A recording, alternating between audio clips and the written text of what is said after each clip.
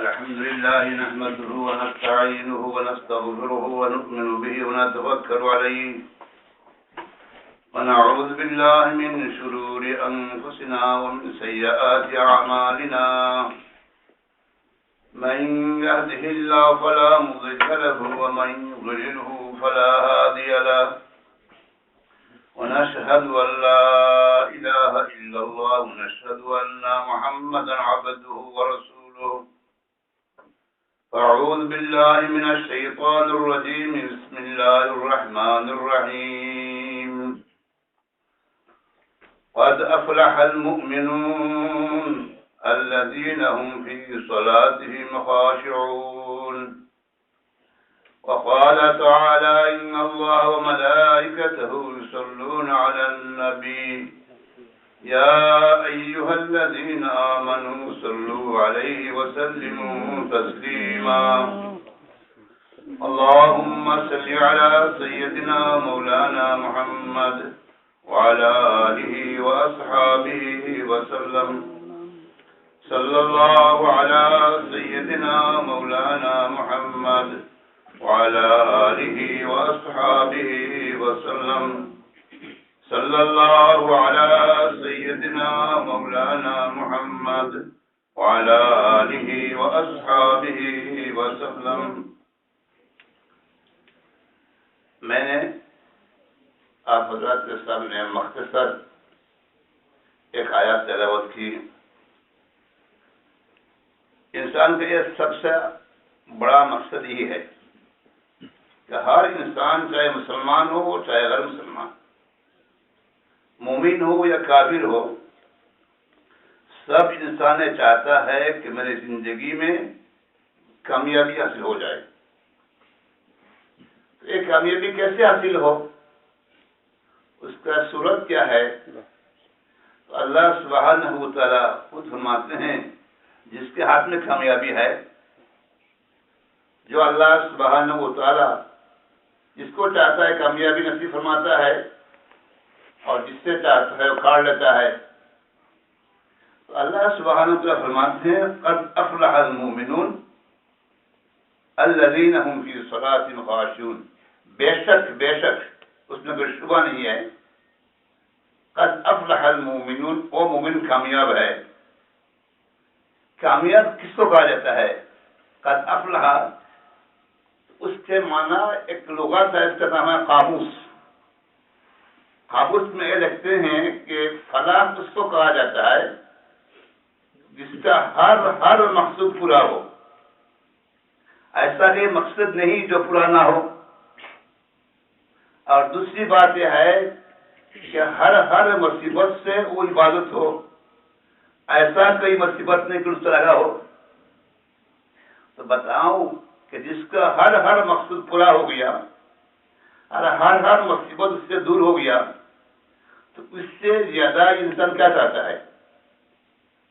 بلکہ کئی بادشاہ کو بھی یہ نصیب نہیں ہوتا کہ ہر مقصد پورا ہو جائے، نہیں ہوتا.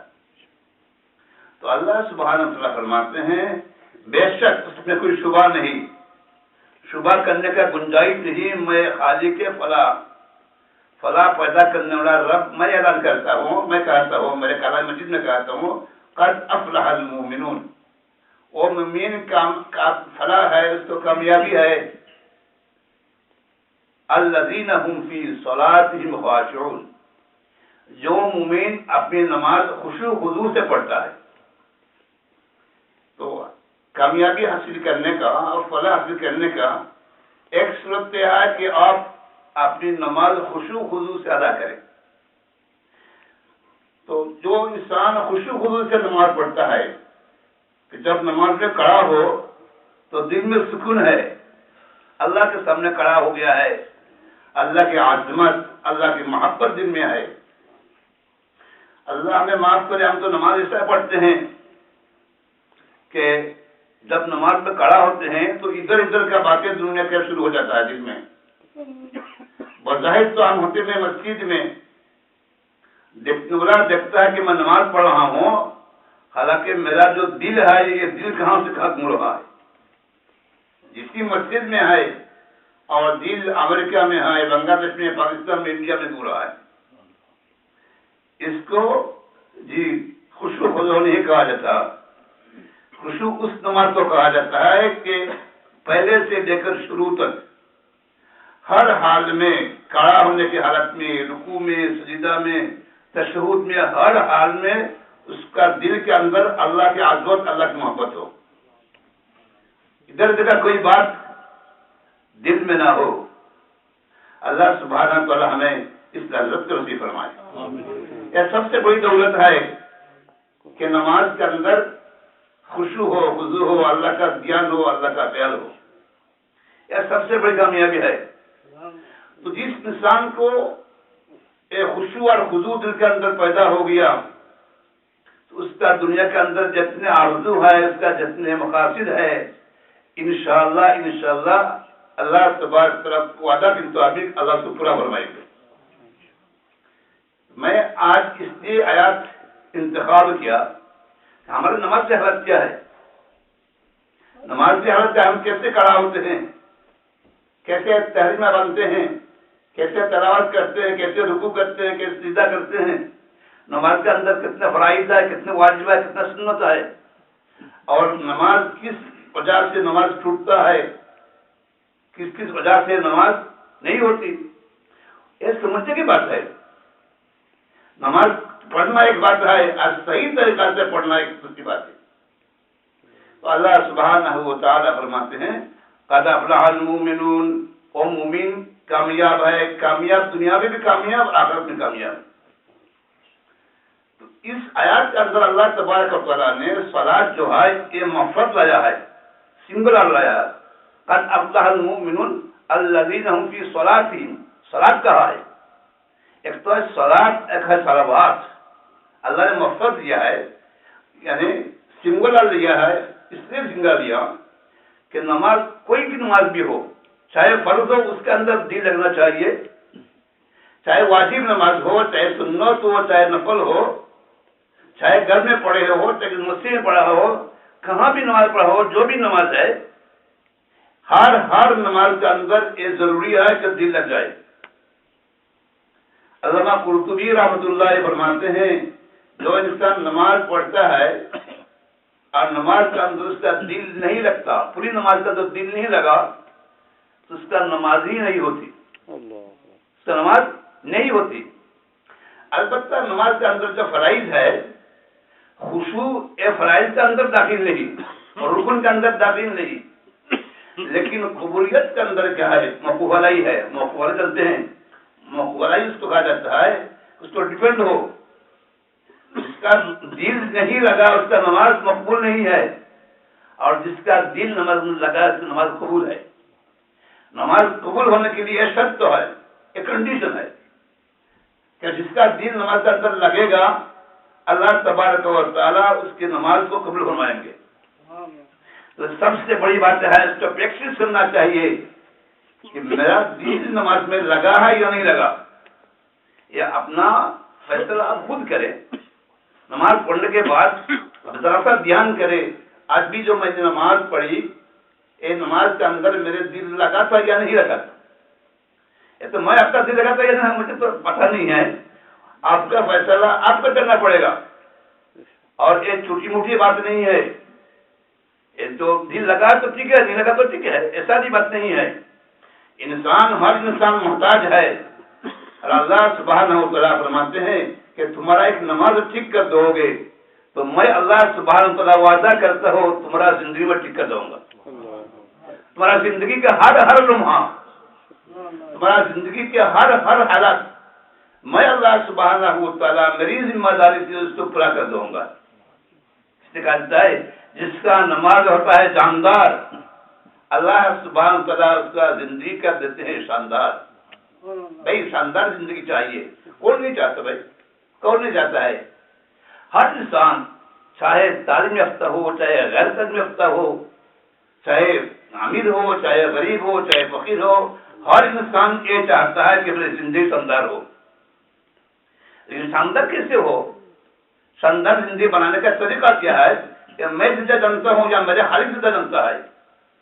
میرے خالق رب العالمین جس کے ہاتھ میں میرا زندگی ہے، حیات ہے، موت ہے، عزت ہے، دولت ہے، جس کے ہاتھ میں سب کچھ ہے، وہ اللہ سبحانہ تعالیٰ اپنے کلام مجید میں، اپنے قرآن مجید میں فرما رہے ہیں قد افلح المؤمنون، او مومن کامیاب ہے، کامیاب ہے۔ کامیاب اس کو کہتا ہے کہ دنیا کے اندر ہر مقصد کا پورا ہو اور ہر مصیبت سے دور ہو، اور قبر میں بھی ہو کامیاب ہو، اور حشر میں بھی کامیاب ہو، اور ہمیشہ جنت میں کامیاب رہے۔ اس کے لیے شرط یہ ہے قد افلح المؤمنون الذین هم فی صلاتهم خاشعون، اس کا نماز کے اندر کیا ہو؟ خشوع ہو، خشوع ہو۔ خشوع کہا جاتا ہے کہ دل کا سکون، دل سکون ہے جو کھڑا ہوا اتنا مزہ لگتا ہے، اللہ اکبر۔ جب ہم کو نماز میں کھڑا ہوتے ہیں اتنا جلدی کرتے ہیں، آپ دل لگا کر ایک دن نماز پڑھیں اور دھیرے دھیرے آپ کیا رکوع کرے، سجدہ کرے۔ اگر مسجد بھرا ہوا ہو تو جب آپ نماز سے فارغ ہوں گے تو پیچھے دیکھیں کہ مسجد خالی ہے، مسجد خالی ہے۔ اتنی جلدی بابا، اللہ اکبر۔ نماز میں جب آتا ہوں تو ہمیں اتنا جلدی حضور پاک صلی اللہ علیہ وسلم فرماتے ہیں کہ ایک مچھلی جیسا کہ پانی کے اندر اس کا سکون ہے، آرام ہے، اس کا زندگی پانی ہے، اسی طرح ایک انسان کا، ایک مسلمان کا سکون نماز کے اندر ہے، مسجد کے اندر ہے۔ حضور پاک صلی اللہ علیہ وسلم نماز میں کھڑا ہوا، اللہ اکبر، پھر سورہ بقرہ شروع کر دیا، 2.5 پارہ سورہ بقرہ ایک رکعت میں۔ پھر جو پیچھے کھڑا ہوا تھا صحابہ کرام کو اپنا کافی رکوع چل جائیں گے، حضور پاک صلی اللہ علیہ وسلم سے عمران شروع کر دیا، تو عمران شروع کر دیا تو دوسرے مطلب سمجھا کہ ابھی رکوع میں چل جائیں گے، نہیں، پھر حضور پاک نے سورہ نساء شروع کر دیا، پھر مائدہ شروع کر دیا، ایک رکعت میں 8 پارہ ختم کر دیا، 8 پارہ ختم کر دیا۔ بھائی یہ نماز کے اندر کی لذت نہیں ہے تو کیسے پڑھ سکتے ہیں؟ اللہ کے بعد جب انسان نماز میں کھڑا ہوتا ہے تو اللہ سبحانہ و تعالیٰ اس کے سامنے ہوتے ہیں۔ انسان جو پڑھتا ہے تو اللہ سبحانہ و تعالیٰ اس پہ جواب دیتے ہیں۔ یہ حدیث شریف کے اندر ہے، جب انسان اللہ پر کہتا ہے الحمدللہ رب العالمین، اے اللہ تمام تعریف آپ کے لیے ہے، تمام تعریف کا مالک آپ ہیں، تو اللہ سبحانہ فرماتے ہیں حمیدانی عبدی، میرے بندہ میرے تعریف کر رہا ہے، میرے بندہ میرے تعریف کرتا ہے۔ تو آپ تو ایک لفظ کہیں گے اور اللہ سبحانہ تعالیٰ آپ کا جواب تک فرمائیں گے۔ جب انسان کہتا ہے کہ الرحمن الرحیم، تو اللہ سبحانہ علیہ عبدی، میرے بندہ میرے تعریف کر رہا ہے، تو انسان ایک بات کہتا ہے اور اللہ سبحانہ تعالیٰ اس کا جواب دیتے ہیں۔ کس کے طرح؟ جی حضرت وائس قرنی رحمۃ اللہ فرماتے ہیں، مجھے تعجب لگتا ہے کہ انسان اللہ کی محبت کا دعویٰ کرتا ہے، کہتا ہے کہ اللہ سے مجھے محبت ہے، اللہ کا دعویٰ کرتا ہے، محبت کا دعویٰ کرتا ہے، اور جب رات ہوتی ہے تو سو جاتا ہے۔ بتاؤ یہ دعویٰ صحیح ہے یا نہیں؟ کوئی عاشق، کسی عاشق کو اگر معشوق مل جائے، رات کو مل جائے، تو کیا وہ عاشق یہ معشوق یہ کہے گا کہ بیٹی رتا بیٹھو، سو جاؤ، مدرسہ آرام کر لو، کہے گا؟ نہیں، وہ انتظار کرتے رہا، جب اس معشوق مل جائے گا تو نیند کہاں جائے گا اس کو پتہ بھی نہیں ہوگا۔ جی اگر کوئی کہے کہ بھائی رات سو جاؤ، بعد میں تو معشوق کو ملے گا، معشوق کہے گا آپ سو جاؤ، بعد میں مجھے ملے گا، تو اس کا نیند نہیں آئے گا کہ مطلب کیا نیند کیا چیز ہے، سب سے بڑی جو چیز ہے، جو دولت ہے، معشوق ہے۔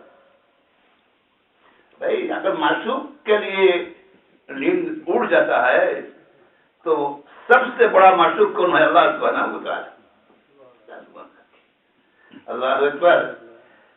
میرے شیخ العرب العجم عارف باللہ شاہ حکیم اختر صاحب رحمۃ اللہ علیہ فرماتے ہیں کہ مجنو جو ہے لیلا پر کتنا عاشق تھا۔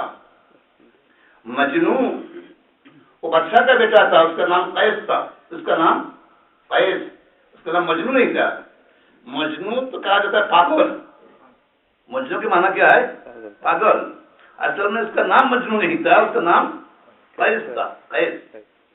تو اس کے معشوق پر اتنا عاشق ہوا، اتنا عاشق ہو گیا، اس کا بادشاہ بھی چھوڑ دیا، عائشرام بھی چھوڑ دیا، دن دولت بھی چھوڑ دیا، پوری دنیا کو اس نے چھوڑ دیا ایک محبوبہ کے لیے، ایک لیلا کے لیے چھوڑ دیا۔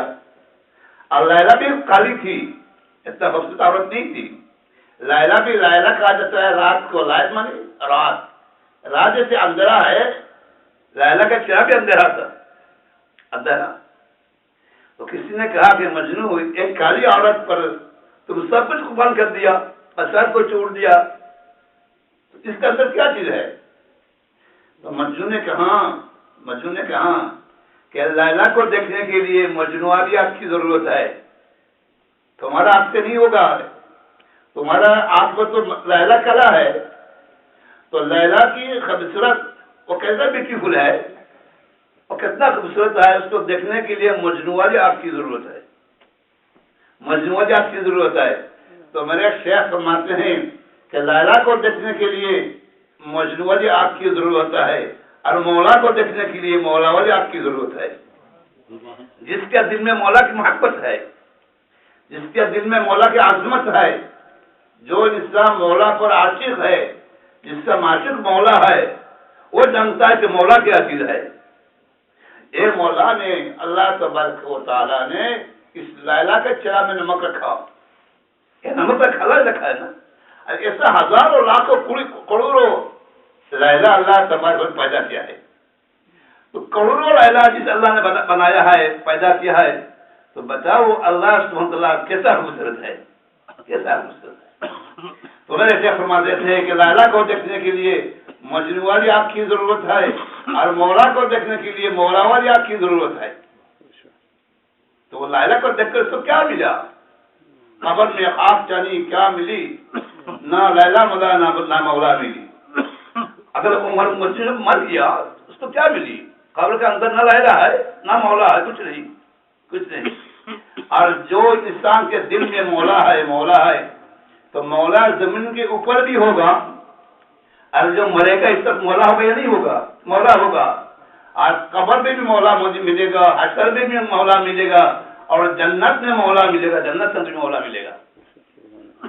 بھائی میں حضرت ویس کو فرماتے ہیں کہ جو انسان دعویٰ کرتا ہے کہ میرے دل میں اللہ کی محبت ہے، میں اللہ کو محبت کرتا ہوں، تو بتا وہ رات کیسے سجاتا ہے، کیسے سجاتا ہے؟ جب انسان نماز میں کھڑا ہوتا ہے اللہ اکبر، تو حدیث شریف میں حضور پاک صلی اللہ علیہ وسلم فرماتے ہیں، حدیث قدسی ہے، جو اللہ سبحانہ وتعالیٰ پیار سے محبت سے انسان کو دیکھتے ہیں، انسان کو دیکھتے ہیں۔ جب انسان اپنے چہرہ کو ادھر ادھر کر دیتا ہے، دوسرا چیزوں میں مشغول ہو جاتا ہے، تو اللہ سبحانہ وتعالیٰ اس انسان کو کہتا ہے کہ انسان میں تم کو دیکھ رہا ہوں، میں تم کو دیکھ رہا ہوں، مجھ سے اچھا کیا چیز تمہیں رستی ہے کہ تم نے مجھ سے چلا کو پھرا دیا؟ کیسے؟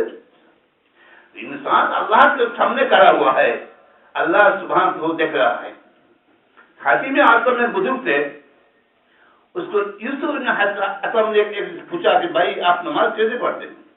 نماز کیسے پڑھتے؟ اس نے کہا کہ بھائی جب نماز کے لیے وضو کرتا ہوں تو پوری طرح سے میں وضو کرتا ہوں، پوری طرح سے وضو کرتا ہوں، وضو کے اندر جتنے سنت ہے، مستحب آداب ہے، سب روایت کر کے میں رعایت کر کے میں کیا کرتا ہوں؟ وضو کرتا ہوں، وضو کرتا ہوں۔ اللہ جب وضو کرتے ہیں اس وقت صحت کے اندر بدن میں کب کبھی شروع ہو جاتا تھا۔ اور زین العابدین رحمۃ اللہ علیہ جب وضو کرتے تھے تو وضو خانہ میں ڈر جاتے تھے، ابھی تو میرا مولا کے سامنے کھڑا ہونا ہے، ابھی میرا مولا کے سامنے حاضری ہوں۔ جی مولا کی عظمت اگر دل میں ہے، مولا کا بڑائی اگر دل میں ہو، تو اس کے سامنے حاضری کتنا ڈر کی بات ہے۔ جس کے دل کے اندر جی کوئی کوٹ لے جائے، اور جو حکیم ہے، مجسٹریٹ ہے، اس کا عظمت ہے، تو کورٹ میں جو کھڑا ہوگا تو اس کے بدل میں کب بھی شروع ہو جاتا ہے۔ حضرت زین العابدین رحمۃ اللہ علیہ جب وضو فرماتے تھے تو اس سے ڈر جاتے تھے۔ حاتم اعظم نے کہا کہ میں وضو کی تمام سنت، آداب اور مستحبات سب رعایت کرتا ہوں، اور روایت کر کے رعایت کر کے وضو کرتا ہوں۔ میں ایک بات کہہ دو کہ حضور پاک صلی اللہ علیہ وسلم فرماتے ہیں کہ جو انسان مسواک سے وضو کرتا ہے، وضو کے پہلے مسواک کرتا ہے پھر وضو کرتا ہے، تو 1 رکعت نماز پڑھے تو 70 رکعت مقبول نماز کا مسواک ملے گا۔ بہت سارے انسان ایسا بھی ہو سکتا ہے وضو تو کرتے ہیں کہ مسواک نہیں آئے، وضو خانہ میں آپ خیال کریں گے تو دیکھیں گے بہت سے آدمی وضو کر رہے ہیں، مسواک کتنے آدمی کے پاس ہے؟ حضور پاک صلی اللہ علیہ وسلم فرماتے ہیں کہ جو انسان وضو کے پہلے مسواک کرتا ہے اس کا سب سے بڑا فائدہ تو یہ ہے کہ اس کا مرنے کے وقت کلمہ نصیب ہوگا۔ بھائی جس کو کلمہ نصیب ہو جائے گا، جس کا خاتمہ ایمان پر ہوگا، کلمہ پر ہوگا، تو آخرت اس کا کامیاب ہے، قبر میں بھی کامیاب، حشر میں کامیاب، فلسفت میں کامیاب، اور ہمیشہ ہمیں جنت میں کامیاب رہے گا۔ اتنی بڑی فضیلت، اتنی بڑی فضیلت، تو یہ ہمارا عمل میں کیسے آ جائے، اس کی بھائی فکر کرنا چاہیے۔ میں گزارش کرتا ہوں جن حضرات مسواک کرتے ہیں الحمدللہ الحمدللہ، جن کے گھر میں مسواک نہیں ہے، جیب میں مسواک نہیں ہے، تو اس مسواک کا اہتمام کرے اور بہت خوبی اہتمام کرے اور یقین رکھے کہ ایک نماز سے 70 رکعت نماز کا ثواب ملے گا اور مرنے کے بعد آپ کو کلمہ نصیب ہوگا۔ حضرت جنابی فرماتے ہیں میں جو وضو کرتا ہوں اس میں سے کرتا ہوں، پھر جب میں نماز کرتا میں کھڑا ہوتا ہوں تو میں یہ سمجھتا ہوں کہ میں فل صراط پر کھڑا ہوا ہوں۔ بھائی فل صراط کتنا خطرناک چیز ہے، فل صراط کے نیچے جو ہے جہنم ہے، اگر کوئی ایک بدعمل ہو تو فل صراط میں بجے اٹھے گا تو کھاٹ کے جہنم میں پڑ جائے گا۔ تو بہت ڈر کی بات ہے کہ فل صراط کیسے پار ہوں۔ جو انسان فل صراط پار ہو گیا، پار ہونے کے بعد جنت میں جائے۔ تو حضرت حاتم اصغر فرماتے ہیں کہ میں جب نماز میں کھڑا ہوتا ہوں تو میں یہ سمجھتا ہوں کہ میں فل صراط پر کھڑا ہوں، میں فل صراط پر ہوں۔ تو جو انسان فل صراط سمجھتا کہ میں فل صراط پر کھڑا ہوں تو بتاؤ اس کے دل کے اندر کیسا خوف ہوگا، کیسا ڈر ہوگا، جی کیسا ڈر ہوگا۔ اور دوسری بات یہ سمجھتا ہوں کہ میرے سامنے میرے مولا رب العالمین موجود ہے، حاضر ہے، میں اللہ کو دیکھ دیکھ کر نماز پڑھتا ہوں۔ ایک بزرگ فرماتے ہیں کہ میں جب نماز کے لیے کھڑا ہوتا ہوں، مسلح میں کھڑا ہوتا ہوں، میں اللہ پر نہیں کرتا جب تک کہ اللہ مجھے نظر نہ آئے۔ کیسے پیاری بات ہے بھائی، آپ یہ سمجھے نماز کے اندر سمجھے کہ اللہ سبحانہ و تعالی میرے سامنے آئے، میں اس کو سجدہ کرنے کے لیے نماز میں کھڑا ہوا، ہاں اللہ کے سامنے ہے۔ اور یہ نماز اگر صحیح ہو، نماز اگر صحیح طریقے پر ادا کیا جائے تو آپ تیسری بات یہ ہے کہ آپ اس پہ یقین رکھیں کہ اس نماز کی بدولت اللہ تبارک و تعالی جنت میں چھوڑ مائیں گے۔ الصلاۃ مفتاح المؤمنین، حضور پاک صلی اللہ علیہ وسلم فرماتے ہیں الصلاۃ مفتاح المؤمنین، مومن کا جنت میں المفتاح، الصلاۃ مفتاح الجنہ، جنت کا ہے مفتاح ہے، یہ چابی ہے اللہ کے فرماتے ہیں۔ تو صلاۃ جنت کا چابی ہے، اگر نماز کا پراپرلی ہوگا تو آپ یقین رکھیں کہ داہنی طرف سے جنت آئے، یہ جنت کو ملے گا۔ اور چوتھا جو چیز ہے یقین رکھے کہ بائیں طرف آپ کا جہنم ہے، جہنم ہے۔ جو انسان نماز اچھی طرح سے نہیں پڑھتا، جس کے دل میں کیا ہے، نماز کے اندر کیا ہے، عظمت نہیں ہے، ویل للمطففین، جو نقل کیا کرتا ہے اس کو یہ خسارہ ہے۔ جو انسان نماز کے اندر دل نہیں رکھتا، ادھر ادھر دل چلا جاتا ہے، تو اگر نماز صحیح نہیں ہوا، پراپر نہیں ہوا تو ہم جہنم میں جائیں گے۔ اور پھر آپ یقین رکھیں کہ میرے پیچھے عزرائیل کھڑا ہے، عزرائیل کھڑا ہے، عزرائیل کھڑا ہے۔ اگر میرا ہو سکتا ہے کہ ابھی جو میں نماز میں کھڑا ہوا، دوسری نماز پڑھنے مجھے فرصت ہی نہیں ہوگا۔ تو حضرت عاصم نے یہ فرماتے ہیں کہ میں صحیح خیال کر کے میں نماز میں کھڑا ہوتا ہوں، اور جب میں سورہ پڑھتا ہوں تو ترجمہ کی طرف خیال کرتا ہوں۔ الحمدللہ رب العالمین کا معنی کیا ہے، الرحمن الرحیم مالک یوم الدین کی جب سورت پڑھتا ہوں تو ہر لفظ جب پڑھتا ہوں، ادا کرتا ہوں تو اس کے معنی کی طرف میں متوجہ ہوتا ہوں۔ جب معنی کی طرف متوجہ ہوں گے تو نماز کے اندر آپ کا دل لگ جائے گا، تو پھر وہی بہت ہی میں عظمت کے ساتھ رکوع میں جاتا ہوں اور اطمینان سے جاتا ہوں اور کہتا ہوں کہ سبحان ربی العظیم، سبحان ربی العظیم، سبحان ربی العظیم، میرے رب کتنا بڑا ہے، عظیم ہے، عظیم ہے، عظیم۔ پڑا ہے. تو جب انسان کا دل میں یہ بات ہے کہ میرے رب کا عظیم ہے، بڑا ہے تو اتنے جلدی نہیں کر سکتا. آپ کے بڑائی، اللہ کی بڑائی عظمت دل میں رکھتے ہوئے پڑھے سبحان رب العظیم، سبحان رب العظیم، سبحان رب العظیم، اب دل لگا کرتے ہیں. تو حضرت قاسم فرماتے ہیں کہ میں بہت عظمت کے ساتھ کیا کرتا ہوں، میں رکوع میں جاتا ہوں اور رکوع تسبیحات ادا کرتا ہوں. آپ امام ہے تو 3 سے 5 مرتبہ پڑھے. اگر آپ منفرد ہے، اپنی نماز پڑھ رہے، اکیلا نماز پڑھ رہے، تو اگر ٹائم کی طرف انتظار کر دیکھے، اگر وقت ہے تو آہستہ آہستہ دھیرے دھیرے دل لگا کر بار پڑھتے رہے سبحان رب العظیم، سبحان رب العظیم، سبحان رب العظیم، سبحان رب العظیم. لکھتے ہیں جب انسان اور رکوع کرتا ہے، رکوع کے پہلے تمام گناہ سے سر میں رکھ دیا جاتا ہے، اور جب رکوع میں جاتا ہے تمام گناہ سے گر جاتا ہے. ایک نماز کے اندر کو کیا مل رہا ہے؟ اس لیے میں ایک گزارش کرتا ہوں، دل لگی نماز پڑھنے کے لیے کوشش کرے. دل لگی نماز پڑھنے کی کوشش اگر کریں گے، اگر نماز بن جائے گا تو زندگی بن جائے گا. ایک نماز بنائے دیکھے تو پھر میں سمیع اللہ لمن حمدہ، میں یقین رکھتا ہوں کہ میرے آواز، میرے تسبیحات، میرے تلاوات سب میرے مولا سن رہے ہیں. سمیع اللہ لمن حمدہ، جب میں تعریف کر رہا ہوں یہ سب کچھ اللہ تبارک و تعالیٰ سن رہے ہیں. یہ نہیں کہ میں نماز پڑھ رہا ہوں اور اللہ غافل ہے، اللہ سن نہیں رہے، ایسا نہیں ہے. بلکہ میری تسبیح، میری تلاوت، سب کچھ اللہ سبحانہ وتعالیٰ سن رہے ہیں. سمیع اللہ سن رہے ہیں لمن حمدہ، جس کے لیے میں تعریف کر رہا ہوں. پھر میں آہستہ سے سنت کے مطابق پھر اپنے گھٹنوں کو رکھے، پھر ہاتھ رکھے، پھر ناک رکھے، پھر پیشانی رکھے اور سجدے میں جائے سبحان رب العلیٰ، سبحان رب العلیٰ، سبحان رب العلیٰ. میرے رب اعلیٰ ہے، میرے رب ارفع ہے، اونچا ہے. اللہ کی محبت دل میں رکھو اور عظمت رکھو.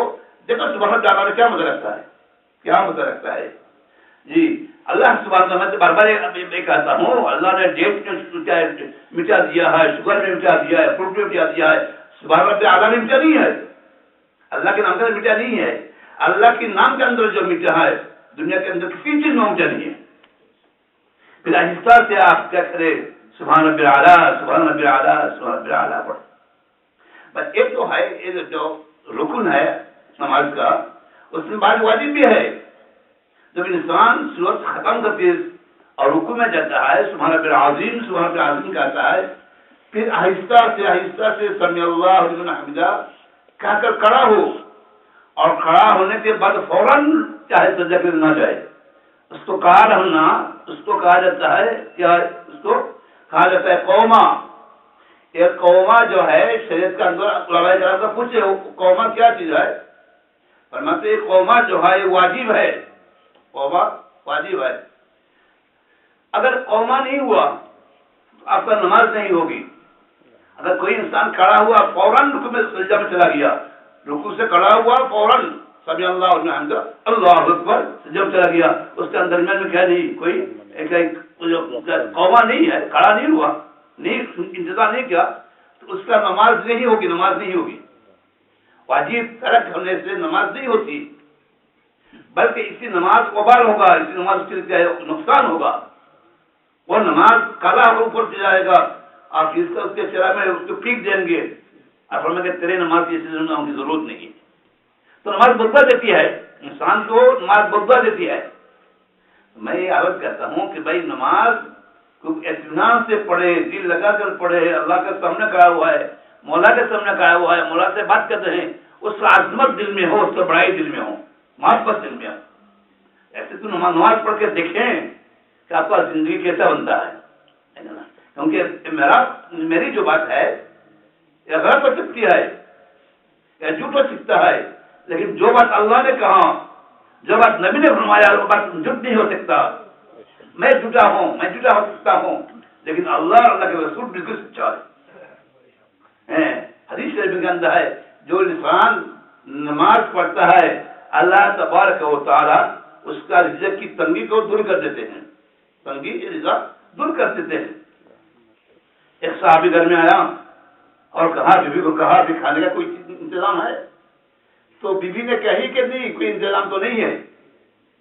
تو اس صحابی نے یہ سوچا کہ اللہ کے رسول نے فرمایا ہے کہ نماز رزق کی تنگی کو دور کر دیتا ہے، تو میں نماز پڑھوں گا۔ کسی کے ہاتھ سامنے جا کے ہاتھ نہیں بتایا، نہیں پہنچایا بھائی مجھے کیا چاہیے، بک چاہیے، بک چاہیے، چندہ چاہیے، ایسے نہیں کہا، بلکہ مسجد میں چلا گیا اور نماز پڑھی۔ نماز پڑھنے کے بعد اس کو یقین ہو گیا کہ انشاءاللہ نماز چونکہ رزق کی تنگی دور کر دیتی ہے تو میرا بھی تنگی دور ہو جائے گا، رزق میں گاؤں گایا جائے گا انشاءاللہ۔ تو گھر میں جا کر بیوی کو پوچھا کہ بیوی کھانے کا بھی انتظام ہوا؟ تو بیوی نے کہا کہ نہیں، کوئی انتظام تو نہیں ہوا۔ تو وہ صحابی کہتے ہیں کہ میں جھوٹا ہوں، میرا نبی جھوٹا نہیں ہے۔ نبی نے کہا نماز پڑھنے سے رزق کی تنگی دور ہو جاتا ہے، میرے خیال میں میری جو نماز ہے نماز صحیح نہیں ہوئی۔ تو پھر صحابہ مسجد میں گیا اور پھر دل لگا کر نماز پڑھی، پھر آیا بیوی کو کہا کچھ انتظام ہوا تھا کہ نہیں؟ تو اس کو پھر کہتے کہ نہیں نہیں، میرا نبی صحیح ہے، میں غلط ہوں، میرا نماز غلط ہے، صحیح سے نماز نہیں ہوئی۔ پھر تیسرا مرتبہ نماز پڑھ کے جب گھر میں آیا تو دیکھا کہ ہر ہانڈی میں آٹا ہے، میدا ہے، ستو ہے، بھرا ہوا ہے۔ تو اس کا صحابہ نے فرمایا کہ بیوی یہ آٹا کہاں سے آئی؟ کہا کہ آٹومیٹکلی جو ہمارا چکی ہے، چکی سے آٹا گر رہے تھے، اب میں نے سب چاہے جو چیزیں ہیں سب ہیں تو میں بڑھ لیا۔ تو صحابی کو دیکھنے کے لیے اس کا ہاتھ لگایا کہ کہاں سے آٹا آ رہا ہے، تو آٹا بند ہو گیا۔ تو یہ صحابی حضور پاک صلی اللہ علیہ وسلم کی خدمت میں گیا، کہا کہ یا رسول اللہ صلی اللہ علیہ وسلم یہ معاملہ ہے، ماجرا ہے۔ تو حضور پاک صلی اللہ علیہ وسلم فرمایا کہ صحابی اللہ کی قدرت نے تم نے کیوں ہاتھ لگایا؟ یہ تو اللہ قدرت سے آ رہا تھا، یہ نماز کا پاور تھا، یہ نماز کا قوت، یہ نماز کی قوت تھی۔ اگر تم نے ہاتھ نہیں لگاتا تو تمہارا اس نماز اتنا ہائی لیول نماز تھا، اللہ کے نزدیک اتنا مقبول نماز تھی، قیامت تک کسی تک کرتے آتا رہتا تھا۔ تو ایک نماز جو ہے بھائی، یہ نماز سے انسان کو اللہ کے نے خاصیہ دیا ہے، الصلاۃ صلاح المومنین، اور مومن کا ایک خاصیہ ہے اس نماز۔ اس لیے میں عرض کرتا ہوں کہ بھائی نماز سب سے بڑی چیز ہے، اس نماز کو بنانا چاہیے، نماز کو بنانا چاہیے۔ اللہ تعالیٰ فرماتے ہیں قد افلح المؤمنون الذین هم فی صلاتهم خاشعون، جو انسان نماز کے اندر خاشع ہے، خشوع خضوع کرنے والا ہے، ڈرنے والا ہے، اللہ کا ڈر دل میں ہے، سکون ہے، دل کے اندر کوئی پریشانی نہیں، دل کے اندر ایک دوسرے باتیں نہیں، بلکہ اللہ کے سامنے کھڑا ہوا ہے، ایسے نماز کو بنائے، ایک مرتبہ دو مرتبہ کوشش کرتے رہے، نماز کو بنا لیں تو انشاءاللہ اللہ تعالیٰ آپ کا زندگی بنا لیں گے۔ میں عرض کرتا ہوں، میری جو آج کا جو بیان ہے اللہ اور مجھے معاف فرمائے اور میرے نظر کا بھی صحیح کر دے، میں دیکھتا ہوں مجھے دکھ لگتا ہے جب انسان نماز میں کھڑا ہوتا ہے تو کیسے کھڑا ہوتا ہے؟ جو کھڑا ہونے کا بھی ترتیب ہے نا، جب کھڑا انسان ہو تو گواری کی طرف جتنا جگہ ہو، سامنے کی طرف جگہ خالی ہو، اگر ایسا نماز میں کھڑا ہوگا، میرے پائے کو ذرا سے دیکھ لے، بہترین معاف فرمائے، یہ دیکھو کھڑا ہو تو یہ کھڑا ہونا صحیح نہیں ہوا، یہ قبلہ کی طرف تو رخ نہیں ہوا، متوجہ نیلا جہت الکعبہ، آپ نے کہا جب نماز پڑھ رہے تھے تو نیت ایسے کرتے ہیں متوجہ نیلا جہت الکعبہ شریف اللہ اکبر، تو ایک متوجہ یہ کعبہ کی طرف سے ہوا، تو ایک پٹی ادھر چلا گیا، ایک پٹی ادھر چلا گیا، تو یہ تو آپ نے زبان سے کہا سکتا ہے ایک عرابر کرتا ہے دوسرا، یہ نماز سے صحیح ہوگا۔ پھر جو انسان ہاتھ اٹھاتا ہے کیسا ہاتھ اٹھاتا ہے اور کہاں تک ہاتھ اٹھانا چاہیے، تو ایک مسنون جو طریقہ ہے، مسنون طریقہ ہے کہ مرد اپنے کان کے برابر ہاتھ اٹھائے، اور ایسا نہیں بلکہ متوجہ الی جہت الکعبہ، کعبہ کے طرف آ کے متوجہ ہو، ایسا کرے تو متوجہ کعبہ کی طرف نہیں ہوا، ادھر کی طرف کا ہو گیا، جنوب اور شمال کی طرف ہو گیا، اسی طرح کھڑا ہو کہ ہاتھ کا رخ قبلہ کی طرف ہو، ہاتھ جو ہے ہاتھ بھی ہے، ہاتھ کا رخ ادھر ہو، کعبہ کی طرف ہو۔ آپ کا نماز آپ ایک دن ذرا دور کا پڑھے اور آپ دھیان کرے، ہر رکوع کے اندر دھیان کرے کہ آپ کا نماز کیسا ہے۔ ایسا میں نہیں کہہ سکتا آپ کو کہ بھائی آپ کا نماز صحیح نہیں ہوا، اگر میں کہوں تو آپ کا نماز صحیح نہیں ہوا تو آپ نے کہا کہ میں مولوی صاحب میں جانتا ہوں۔ ایک آدمی کو میں نے کہا تھا وہ ایسا غلط تلاش کرتا ہے کہ مجھے پتہ ہی نہیں چلتا کہ کون سی زبان میں پڑھا ہے، تو میں نے کہا کہ میں اس کو ماموں مل جاتا، اصل میرا ماموں نہیں ہے. تو کہا کہ ماموں جو آپ جو تلاش کرتے ہوں تو اس طرح تو صحیح نہیں ہے. اس نے کہا کہ مولوی مجھے نہیں بتانا، میں 3 مولوی کا ساتھ پڑھا ہے، 3 مولوی کا پڑھا ہے، اور آپ مجھے چھٹا نہ سمجھے، میں وہ 3 تک جانتا ہوں، مگر 3 تک میں پڑھا ہوں. وہ تو نہیں ملے گا. اس لیے آپ خود آپ کا جائزہ لو، یا تو کسی بزرگ کو، کسی عالم کو، امام صاحب کو آپ دکھاؤ کہ دیکھو میرا نماز صحیح ہے. آپ تو سمجھتے کہ میرا نماز صحیح ہے، میرا قرار صحیح ہے، ہاتھ اٹھا صحیح ہے، میرا رکوع صحیح ہے، میرا سجدہ صحیح ہے. آپ کو کیسے پتا چلا صحیح ہے؟ کیسے پتا چلا بھائی؟ جب تک آئینہ آپ کے سامنے نہ ہوگا تو آپ کی چلا کے اندر کہاں داغ ہے وہ کیسے پتا چلے گا؟ آپ تو سمجھ لیا ہے میرا سب صحیح ہے، تو کیسے آپ کو پتا چلا؟ اس کا دلیل کیا ہے؟ کسی کو دکھاؤ تو پھر پتا چلے گا. کسی عالم سے، کسی مفتی سے، کسی بزرگ سے آپ کو ایک سرٹیفکیٹ مل جائے کہ سب ٹھیک ہے تو پھر ٹھیک ہے. آپ کو خود سمجھ لیا بڑا ٹھیک ہے، غلط ہو تو پورا مجھ سے غلط ہو سکتا ہے، مجھ سے غلط نہیں ہو. ایسا بات نہیں ہے. میں اس لیے عرض کرتا ہوں، مجھے معاف فرمائے، آپ حضرت کا نماز صحیح ہو جائے، سب کا نماز صحیح ہو جائے، اور نماز صحیح ہونے سے پر زندگی صحیح ہو جائے گا. دنیا کے اندر کامیاب بنیں گے، قبر میں، حشر میں، ہمیشہ میں، جنت میں. میں ایک درد سے، محبت سے، پیار سے بیان کر رہا ہوں کہ اللہ تبارک تعالیٰ ہمیں سب کو دنیا آخرت کی کامیابی نصیب فرمائے. تو بھائی میں عرض کرتا ہوں، تو پھر جب کیا ترجمہ بندے، ترجمہ کے لیے ضروری ہے کہ کیسے ترجمہ بندے؟ ایسا تو نہیں، ایسا نہیں.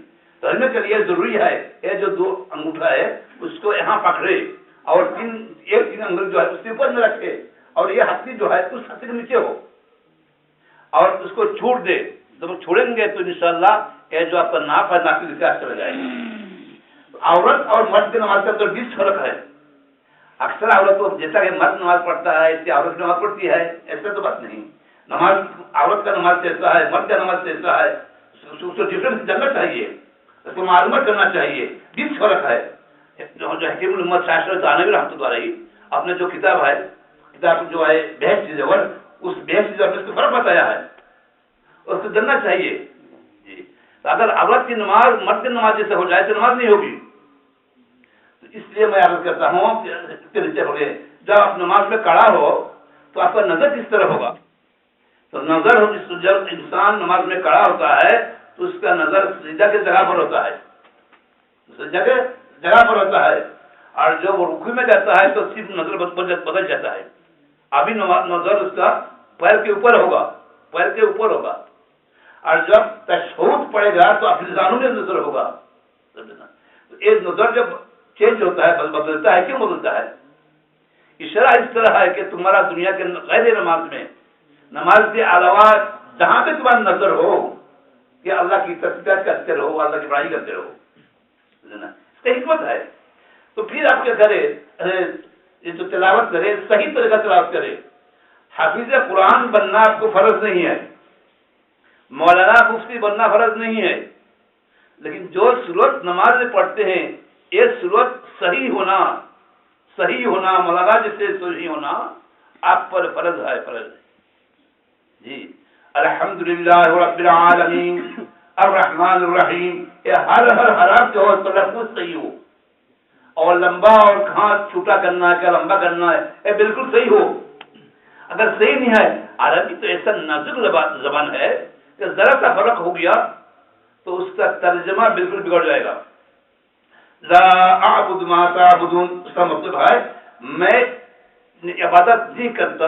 کفار جو تم عبادت کرتے ہو، تم جس آئیڈیل کا عبادت کرتا ہے، بت کا عبادت کرتے ہو، میں نبی کی عبادت پوجا نہیں کرتا ہوں، عبادت نہیں کرتا ہوں. لا اعبد، میں عبادت نہیں کرتا. ما تعبدون، جس بت کا تم پوجتے ہو، عبادت کرتے ہو. اور لا اعبد کی جگہ سے زیادہ شٹ کر دیا، چھوٹا کر دیا. لا اعبد ما تعبدون ایسے کر دیا. لا اعبد، اس کا مطلب یہ ہو جائے گا کہ بت کا جو تم جس بت کا پوجا کرتے ہو، میں بھی اس بت کا پوجا کرتا ہوں. تو لا کو ذرا سا لمبا کرنے سے ہوتا ہے نا، اور لا کو ذرا سا چھوٹا کرنے سے ہو جاتا ہے اس کا ہاں. کتنا فرق ہے. تو اس کو حافظ قرآن بننا فرض نہیں ہے، مولانا مفتی بننا پر فرض نہیں ہے، لیکن جو صورت آپ نماز میں پڑھتے ہیں اس سے صحیح پڑھنا آپ پر فرض ہے. اس کا معنی ہے طلب العلم فریضۃ بعد الفریضہ. طلب علم جو ہے جن کا طلب کرنا پر فرض ہے. اس کا مطلب ہے جو سورات جو دعا نماز پڑھتے ہیں یہ بالکل صحیح ہو. جیسا امام صاحب کا صحیح ہے اسی طرح آپ کا بھی سب صحیح ہو, میرا بھی صحیح ہو. تو آپ دھیان سے خیال سے اللہ کا کرام ہے. اللہ کا کرام 4 آدمی ہے کہ آپ نے ایک رکعت میں پورا ختم کر دیا, قرآن ختم کر دیا. اس میں الحمدللہ ہمارے امام ابو حنیفہ رحمۃ اللہ علیہ نے ایک رکعت کے اندر پورا قرآن ختم کر دیا. تو ذوق کا بات ہے, یہ محبت کی بات ہے, محبت کی بات ہے. جی جب کسی کا بیٹا کو باپ ماں اس کو پلین میں اٹھاتا ہے سفر کرنے کے لیے, تو جب تک پلین دیکھا جاتا ہے اس میں تو کھڑا ہوتا ہے اور پلین دیکھتا ہے, لیکن اندر داخل ہونے کے بعد تو بیٹا کو نظر تو نہیں آتا, پلین نظر آتا ہے, بیمان نظر آتا ہے, دور سے بیمان دیکھتا ہے. یہ محبت کی بات ہے. محبت دوسری چیز ہے. اللہ کی محبت دل میں اگر ہو تو نماز کے اندر اتنا جلدی نہیں کرے گا. نماز اتنا جلدی نہیں کرے گا. آہستہ آہستہ آہستہ آہستہ دھیرے دھیرے سمجھ کر آہستہ آہستہ نماز پڑھے گا. نماز کو آہستہ آہستہ پڑھنے کے لیے کوشش فرمائے. نماز اتنا جلدی کرنا مناسب نہیں ہے, اللہ ناراض ہو جاتا ہے. ہمارا دل میں ایسا ہم نماز پڑھتے ہیں مطلب خیال ہی نہیں ہوتا. کسی وقت ایسا ہوتا ہے امام صاحب کو پتا نہیں ہوتا کتنے رکعت پڑھا جی, اور امام صاحب کے بعد پیچھے جو آدمی ہے وہ بھی کنفیوز ہو جاتے ہیں. کوئی کہتا ہے کہ 3 رکعت ہوا, کہیں گے 4 رکعت ہوا. حضور پاک صلی اللہ علیہ وسلم فرماتے ہیں سب سے پہلی جو چیز اٹھایا جائے گا مسلمان کا کون سی چیز ہے؟ فرمایا ہے کہ نماز کا جو خشوع ہے اس خشوع کو اللہ سبحانہ و تعالیٰ اٹھایا. تو نماز کا رہے گا لیکن نماز کے اندر روح نہیں ہے جی. تو نماز کا روح ہوتا ہے, ہر چیز کا روح ہوتا ہے. جب روح نکل جاتا ہے تو چیز مردہ ہو جاتا ہے. میرے اندر بھی روح ہے, اگر میرا روح نکل گیا تو میں مردہ ہوں. اس مائک کا بھی روح ہے, مائک کا بھی کیا ہے, کرنٹ ہے. اگر کرنٹ بند ہو گیا تو مائک کیا مردہ ہو گیا, ابھی آواز نہیں رہے گا. تو نماز کا جو روح ہے وہ کیا ہے, خشوع ہے. اللہ سبحانہ فرماتے ہیں قد افلح المؤمنون الذين هم في صلاتهم خاشعون. خشوع خشوع نماز کا روح ہے. خشوع نماز کا روح ہے, اور خشوع موقوف علیہ ہے نماز قبول ہونے کا. دل میں خشوع نہیں ہے, دل میں اللہ کا ڈر نہیں ہے, خوف نہیں ہے, عظمت نہیں ہے, تو یقین کر لو کہ تمہاری نماز قبول بھی نہیں ہے. بھائی کیوں آپ وضو کرتے ہیں, دور سے آتے ہیں, مسجد میں آتے ہیں اور دل کے اندر خوشی خود نہیں ہے تو نماز کیا ہوا, نماز کیا ہوئے گا. میں اس لیے یہ گزارش کرتا ہوں کہ نماز پڑھنے کی کوشش کرے. اب ایک نماز بن جائے تو زندگی بن جائے گا, نماز اندر ہوگا زندگی اندر ہوگا انشاءاللہ.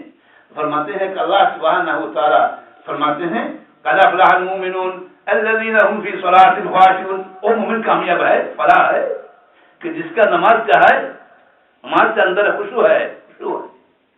تو میں نے آپ حضرت کو یہ عرض کیا تھا کہ جو فلاح جو ہے, فلاح کیا ہے کہ ہر مقصود پورا ہو اور ایسا کوئی دکھ نہیں جو اس کے ساتھ لگا ہوا ہو. ہر کا مقاصد سے پورا ہے اور ہر مصیبت سے دور ہے. تو فرماتے ہیں جو فلاح جو ہے یہ فلاح مکمل فلاح دنیا میں نہیں ہوگا, دنیا میں نہیں ملے گا. کوئی دنیا کے کوئی انسان ایسا نہیں کہ اس کا ہر مقصد پورا ہو. نہ کوئی بادشاہ کا ہے, کوئی نرایا کا ہے, نہ کوئی نبی کا بھی ہے. کوئی نبی کا بھی ہر مقصد پورا ہو گیا, ہر منشا کا پورا ہو گیا, اس سے مرضی کے مطابق پورا دنیا چل پڑا, ایسا نہیں ہے. اگر اس کو کسی کو ہر مقصد پورا ہو گیا, ہر مقصد دور ہو گیا, پھر بھی اس کے دل کے اندر ایک پٹکا رہے گا کہ کس وقت کیا ہے میرا نعمت ظاہر ہو جائے گا. یہ بھی ایک پریشانی ہے, یہ بھی ایک قسم کا پریشانی. فلاح اس کو کہا جاتا ہے کہ بالکل کوئی اس کے دل کے اندر کوئی پریشانی. وہ مکمل فلاح کہاں ملے گا بھائی؟ جنت میں ملے گا. جنت آ جا کے آزاد نباشد اور جہنم آ جا کے آرام نباشد. جنت وہ تو ہے جہاں کوئی آزاد نہیں ہے, اور جہنم ہے جہاں کوئی آرام نہیں ہے. ما تشتہی انفسکم ولکم فیہا ما تدعون. نزلا من غفور رحیم. اللہ سبحانہ فرماتے ہیں ما تشتہی انفسکم ولکم فیہا ما تدعون. جنت کے اندر تمہارا جو مرضی ہوگا، تمہارا جو ارادہ ہوگا، جو تم چاہتے ہو سب پورا ہوگا انشاءاللہ. تو نماز سے ایک اصل جو فلاح ہے وہ فلاح کہاں ملے گا؟ جنت میں ملے گا. اس کا مطلب ہے کہ نماز کے اندر خشوع ہے، اس کا بدلہ اللہ سبحانہ تعالیٰ آپ کو مکمل بھلا جنت میں عطا فرمائیں گے. مکمل بھلا جنت نصیب فرمائیں گے. جنت کا ملنا ایک کیا ہے سب سے بڑی کامیابی بھی کامیابی ہے، سمجھے نا. اس لیے بھائی مکمل بھلا جنت میں ملے گا. اللہ تعالیٰ فرماتے ہیں ما تشتہی انفسکم ولکم فیہا ما تدعون.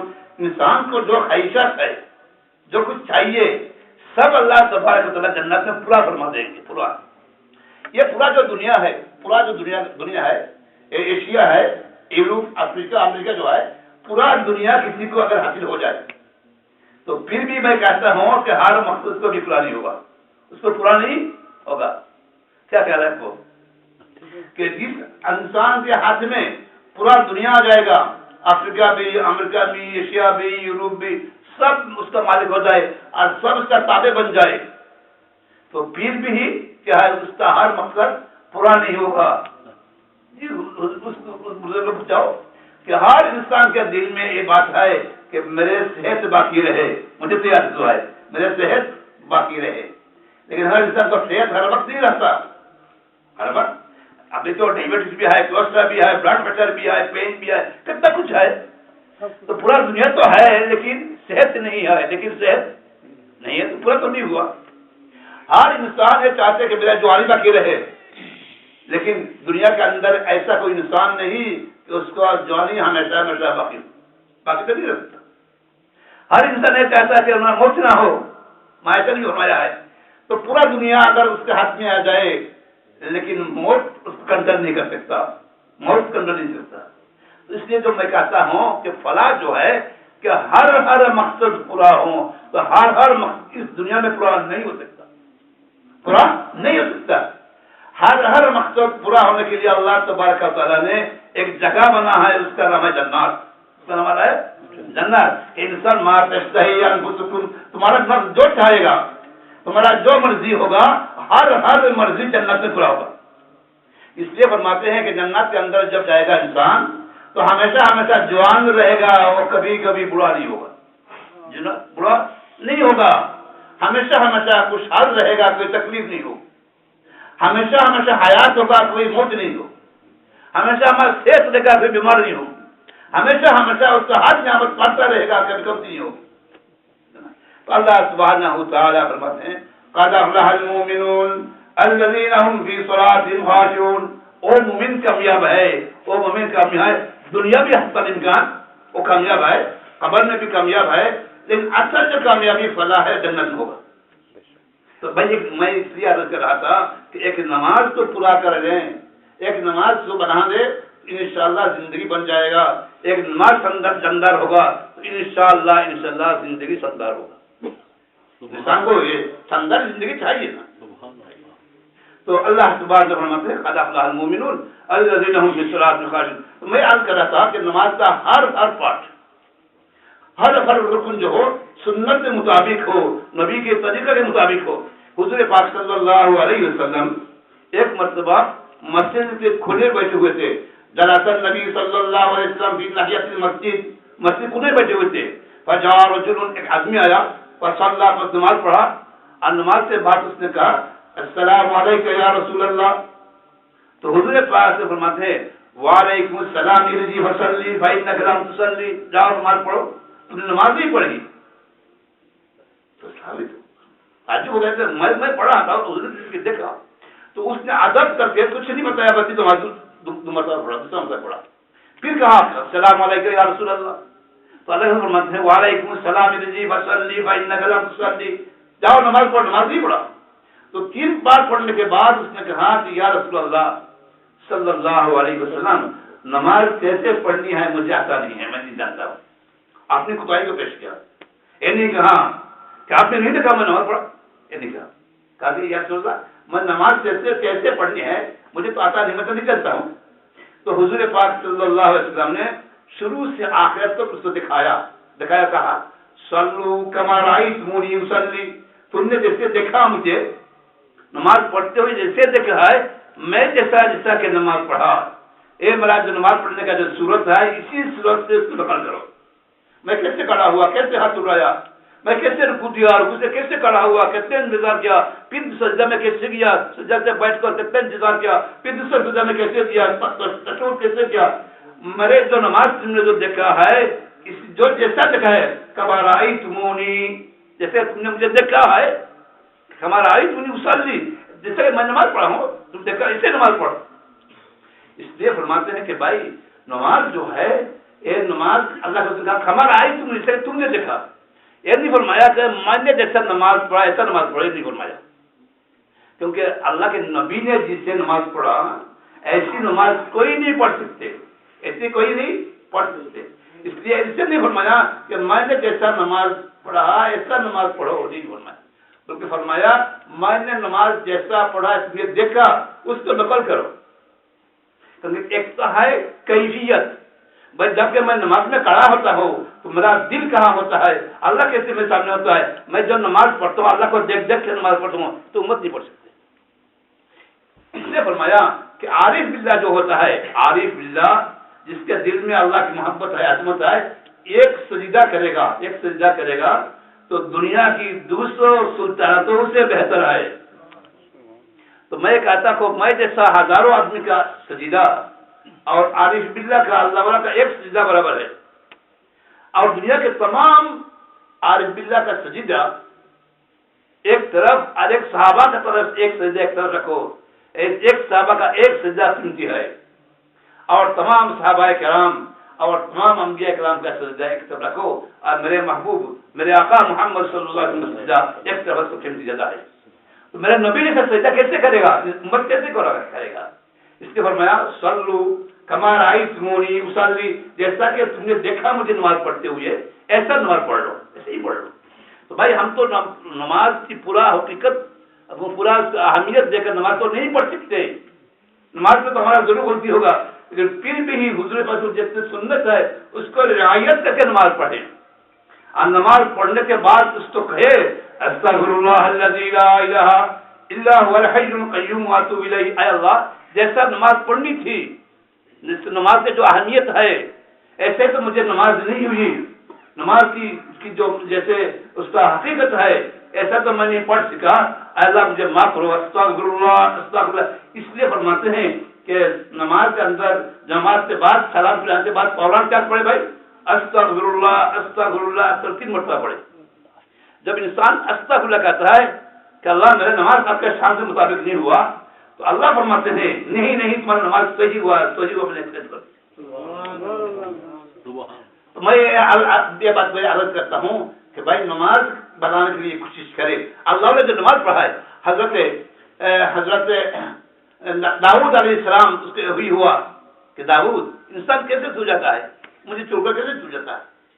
तो नमाज के अंदर शायद किसी की दिल लगेगा, हजरत वाइस को अल्लाहु अकबर जो अल्लाह रखते तो ऐसा हो जाता था कि शुरुआत नहीं पढ़ सकते थे, उसका दो घूट कपता था और जब इतना डरता था कि मुझे नमाज से कोई बात नहीं आ रही। अल्लाह ऐसे नमाज में खड़ा होते हैं जैसा कि परिंदा सुनता था कि ये मुर्दा है, ऐसे सूखा दर्द है, ड्राई दर्द है। तो हम जो मैं इसलिए अर्ज कर रहा हूँ कि मेरी नमाज कैसा है और नमाज कैसी पढ़नी है, नबी की नमाज कैसा है, सहाबा किराम की नमाज कैसा है, अल्लाह की नमाज कैसा है, उससे जरा सा ध्यान करना चाहिए। इसलिए मैं याद करता हूँ कि नमाज से मैं खड़ा हूँ सुन्नत के मुताबिक, रुकू भी सुन्नत के मुताबिक, सजदा भी सुन्नत के मुताबिक, क़ौमा भी सही हो, जलसा भी सही हो, आकार भी सही हो, और पूरा दिल लगा कर नमाज पढ़ेंगे तो इंशाअल्लाह यकीन रखे इस नमाज से आपका जिंदगी बनेगा, जिंदगी बनेगा। ऐसा नहीं कि हम तो नमाज से वक्त हो गया, ये तो मेरा बाप ने नमाज पढ़ा था, मैं पढ़ता हूँ, मैं बेटा नमाज में आओ, नमाज में आओ, क्या नमाज में आओ।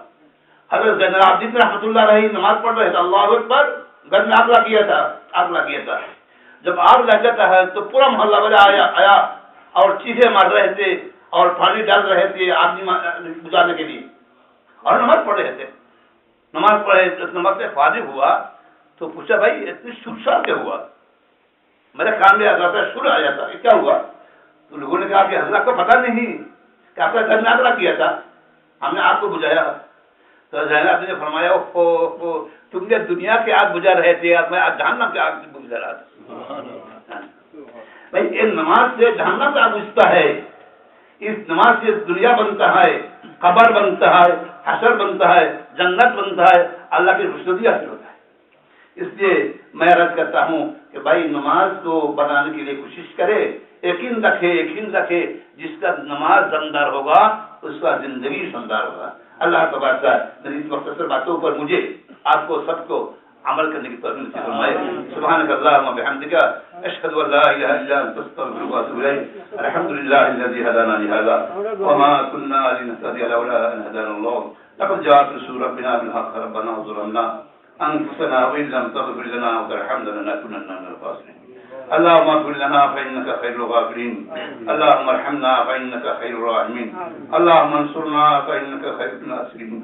يا أكرم الأكرمين اكرمنا في الدنيا والآخرة، يا أرحم الراحمين ارحمنا في الدنيا والآخرة، يا ستر العيوب استر عيوبنا في الدنيا والآخرة.